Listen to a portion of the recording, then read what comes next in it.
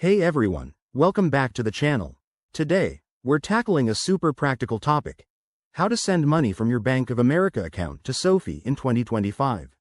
With banking tech advancing quickly, this process has become even easier and more secure. Whether you're funding investments, paying bills, or just moving cash around, I'll walk you through it step by step.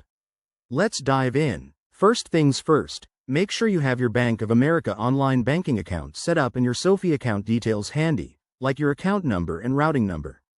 This will save you time and avoid any hiccups. Step 1. Log into your Bank of America account. Use your username, password, and complete any two-factor authentication for extra security. Step 2. Once you're in, head over to the Transfers or Move Money section. It's usually right on the dashboard or in the menu. Look for something that says External Transfers.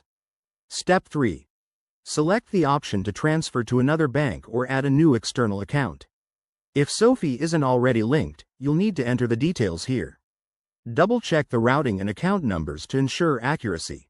Step 4. Enter the amount you want to transfer.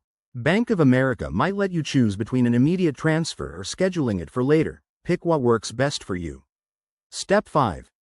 Review all the details on the confirmation screen, including any potential fees. In 2025, expect low or no fees for ACH transfers, but always verify to avoid surprises. Step 6.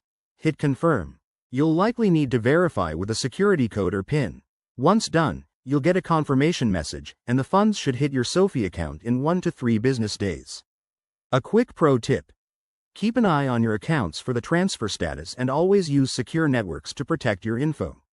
If you run into any issues, reach out to Bank of America's customer support. They're usually helpful. And there you have it. You've just mastered sending money from Bank of America to SoFi. If this video helped you out, smash that like button, subscribe for more finance tips, and drop a comment if you have questions. Thanks for watching, and see you in the next one.